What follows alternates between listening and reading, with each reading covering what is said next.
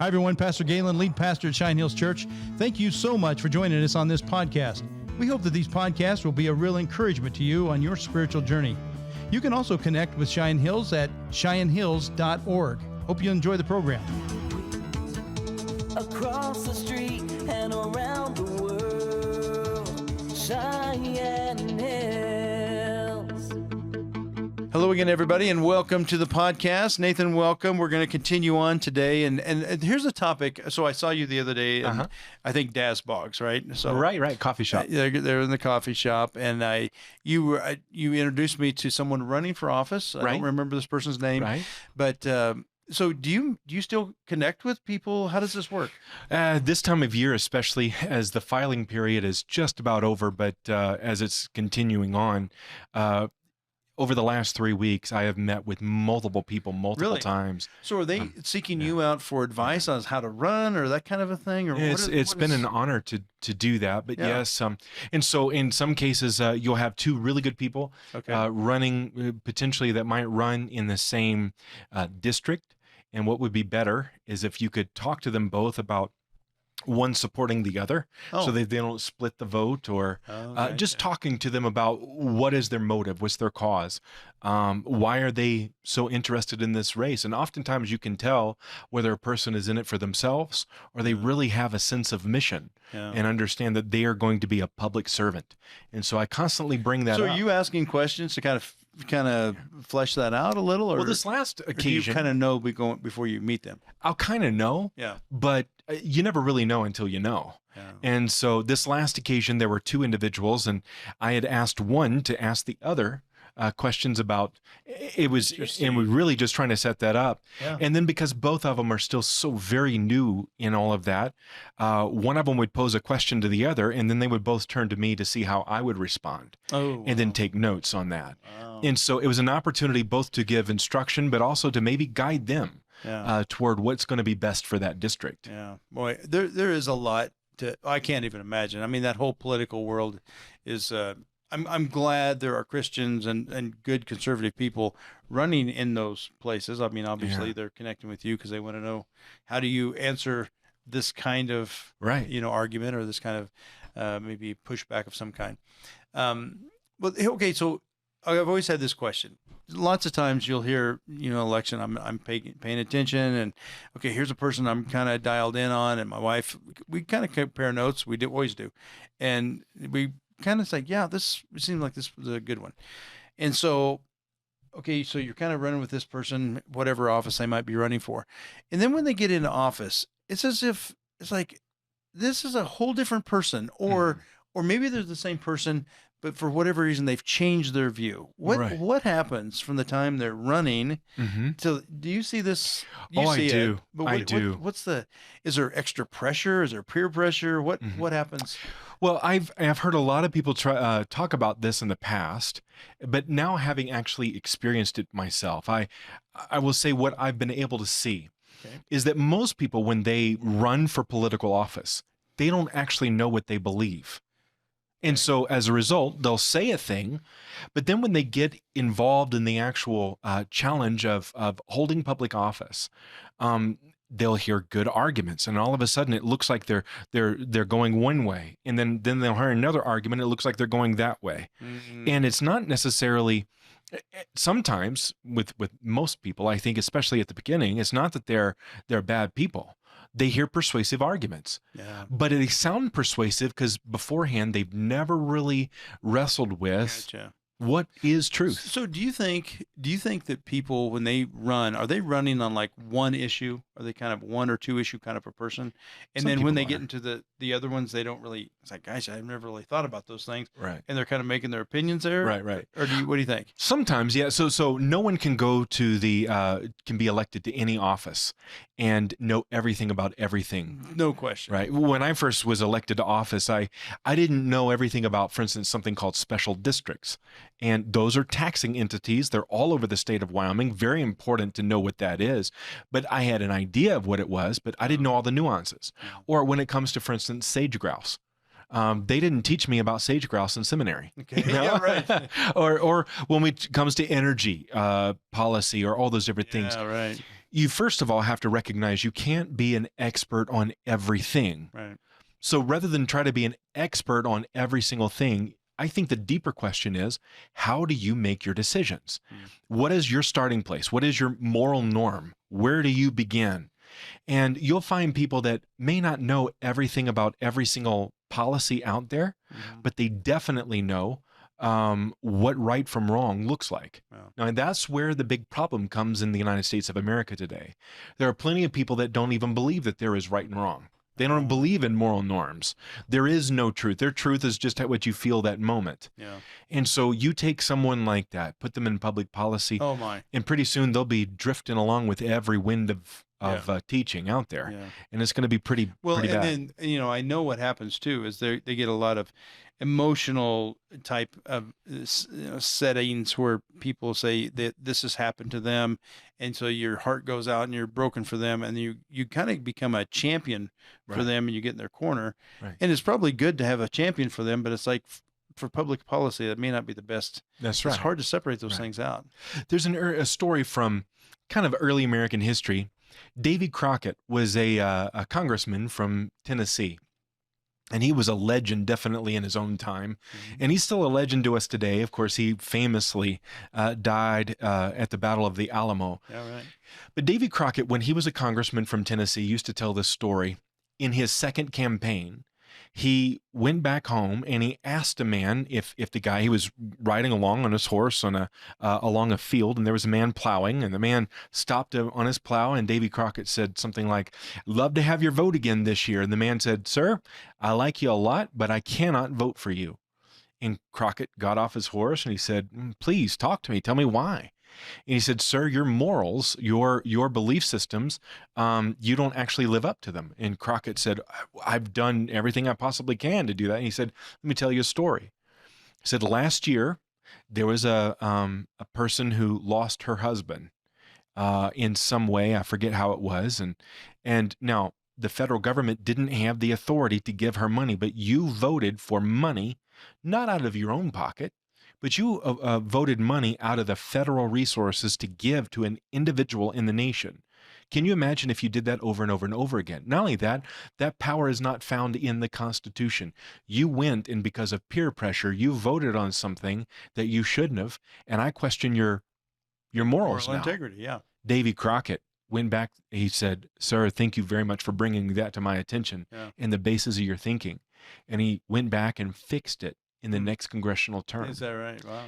And there's a point where sometimes you'll hear a story that is just terrible. And instead of thinking, what is the proper role of government? Or maybe, should I give this individual money personally? Is this something that belongs to the realm of the church? Or is government the fix to all of these issues? Right.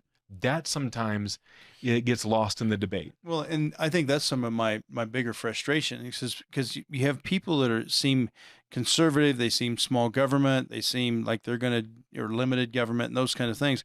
And when they get there, maybe in Washington, more Washington than the state that I've seen, but when they get to Washington, they're voting for that are big government types of things. Right. And it's like, well, but I know what happens. I'm not saying no, but I think what happens is very much like what Davy Crockett. You get a very emotional plea, and it's like, okay, we've got these dollars, we can throw it at this and help. Right. And put a help to this situation. And what you've actually done is you just blow Right. the government or the budget up and everything like that. Right. So yeah, I think those are some of the big ones, people being fiscally conservative, and they go there and then it just kind of goes away. Right. And I don't, that's the part that I just don't, Right. I don't understand. And I don't know how you find somebody or what kind of questions to ask them that can kind of give you the idea that, no, this person has integrity down to their toes and they're going to be the right kind of vote. One of the other things that happens also is that some people then view the whole world in straight up black or white. Oh yeah. And that's where, and I'll be very honest to everyone, I am a conservative. Yeah. But I'm a conservative that has deep roots into the understanding of what conservatism is. And so when you look at conservatism, is different from something called libertarianism. Yep. If I could reduce to the absurd, do. both, reductio ad absurdum, but libertarianism sometimes, especially anarcho-libertarianism, believes in the absence of government. I, as a conservative, believe in limited government, and there's a difference between the two. Right. And so government has to be limited. Government has to be closest to the people. That's exactly how the Lord built out government in the Old Testament. Yeah. So even in the Old Testament, what you'll find is that limited government closest to the people on a tribal level actually is how God initially set up even Israel. And so limited government is important, but government is... It's important. Yeah, exactly. So like a libertarian, if I were try to play out your simplicity to the absurd, but they're basically like live and let live, and consequences are going to take care of things. Is that kind of right? I mean, like, no speed limits. Would a true libertarian have a speed limit? My question. Okay. So first of all, you have to point out that a libertarian is someone that doesn't fit into a box very well. Oh, yeah. There is a whole spectrum of libertarianism. Okay. There is the anarcho-libertarian, and then there are people that are actually probably conservatives. Yeah. They do believe in limited government, but they really want that government to be very limited. Yeah. And so there's a whole spectrum there. Gotcha. But you're right. If you go to the anarcho-libertarian, they're just like live and let consequences pay for themselves kind of thing, right? But you can probably spot the flaw in that as a person who has read the Bible. Yeah. The flaw with that is the fact that most people are not ready to live and let live. Yeah, that's they true. They absolutely will do everything they can to try to harm you and take what's yours. Yeah, that's and true. So the basis of that kind of government, it could potentially work if everyone was a genuinely good moral person 100% of the time. Right. But we also know that this thing called humanity gets in the way of that theory. Yeah, that's true. Yeah. So yeah, I totally agree with that. But it's like, and then under that limited government, there's people that I was thought that were conservatives, and they kind of go and do things. It's like, maybe unbeknownst to them, maybe they see, and I always think this, maybe they have a lot more information than I do. I do trust this person, but it's like, man, they're voting in a way, or they're leading in a way that it's like, this is not the direction that I thought they would go. And I don't know. It's just it's a struggle for me, and so I know coaching those kind of people up, if you want to call it that, them consulting with you, really important. And I'm glad people seek you out. Praise the Lord. I know you can articulate the differences, and hopefully have a voice in there.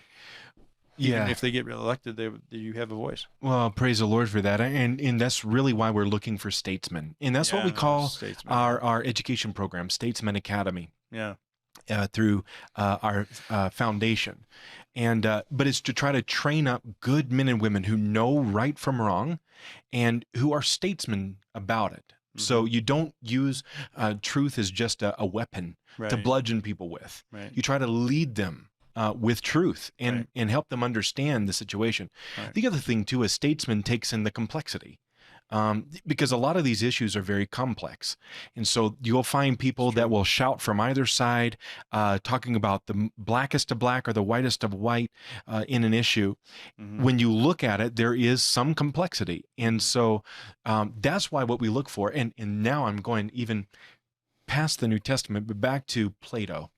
And Plato talked about the need for philosophers to be involved, people who are searchers for wisdom, and try to look at how to apply wisdom and knowledge to a situation in the real time right in front of them. Right. And in between the black and the white. I mean, really pretty much anybody can determine, okay, that the black and white. Most people can. Right. It's living and dealing with that gray area. And in those gray areas, this is maybe, I'm going to pose it as a question. Have those gray areas narrowed? I mean, it used to be there's a lot of place you can kind of run and place to kind of find a place to stand in a gray area.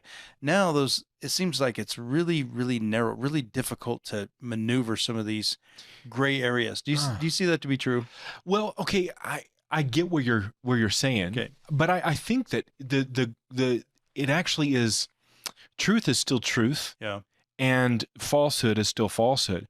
What has shifted though is something that a man that used to work in Michigan, Professor Overton, he called it Overton's window. What has shifted is truth is still truth, and error is still error, but so many further radical errors have crept up, that what everyone once recognized as truth now looks like it's almost a fringe idea. Gotcha. It's not fringe. Truth doesn't move. That's good. What's moved is all these new errors that make kind of lesser Nuances. errors now look a little bit better. Right. You know? Okay. Yeah. And so that, I think, is where our culture has begun to shift a lot, and Yeah, is for really sure. dangerous. Yeah, it's very dangerous. Well, I applaud you for being able to jump in. Now, we got this election coming up this fall. There's a lot of things. Is there a way? What do you do to help inform people of what you're finding? Do Yes. you write this all on a piece of paper? Do you put it in a chart? Yeah. What do you do? Here in a few weeks, we're going to have on familypolicyalliance.com, and then we will, in certain places, we'll maybe even put it out to that local community. We're going to have a scorecard. So in the primary elections, we actually do a scorecard. And what it will do this year is going to look different than what we did 2 years ago. We're going to look at issues like life, issues of religious freedom, and issues of family values, which is education. Okay. And we will do a score. And one of the amazing people that's helping me with this is a man with his PhD in education and technology. Okay. So he knows how to do a scoring very well. Okay. And what we're going to do is Do you have a standard questionnaire? a standard questionnaire. So if they're an incumbent, we actually get to look at their record. Oh, gotcha. So we don't send them a questionnaire, we look at their record. Gotcha. If they are not an incumbent, it's their first time to run, we're going to actually send them a questionnaire. Gotcha. And with that, then we'll be able to give a grade from A+ to F. Okay. And we'll give them in the 3 separate categories. And then at the end, we'll do the aggregate. We'll show what that looks like overall. All right. Very Because there are some people that are really good on one issue and bad on another. Okay, so are you? That sounds like state legislatures, state senators. Are you going to do that for every office and national level as well? We're going to do that for national and statewide offices. Okay. And sometimes people they don't send the question. This happens with anyone who sends one of these out. Sometimes when they know that they don't align with your values, they won't send something back. Yeah. And so what we'll do is we'll just put down, that's a negative mark that they didn't send the questionnaire back. But we'll do that for national, state, and then for legislative races. Now, I'd love to say that we're ready to get involved in all the school board races, but we're not quite set up to do that yet. But that is a place that we really have to pay attention to. So does that mean it's not going to happen this fall? Well, we're going to look at Laramie County School District number 1. Okay. But just not statewide. Right. We can't look at the other 48 districts. How about some like judges and those kind of things? So some of those issues. I mean, I never know, unless I might know one judge or something, but I don't know that. We'd certainly like to get involved in that in future. Really? Yeah. But the logistics also is something I as can't imagine. president of the organization, I've got to think, okay, what is our team capable of handling right now? Yeah. Well, I'm glad Laramie School District 1 is in there Right. too, because I think that's important certainly for us. But Yeah.